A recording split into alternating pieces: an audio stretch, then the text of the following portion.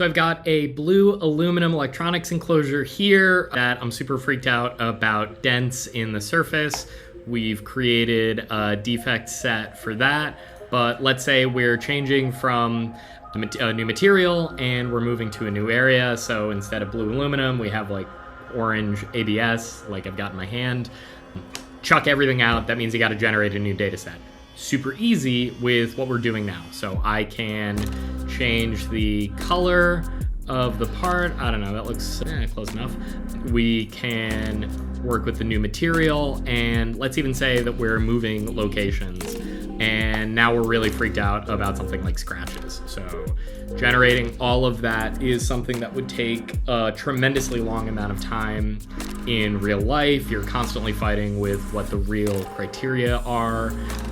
Super time consuming, where now using our synthetic system, we can generate a representative data set for you super fast.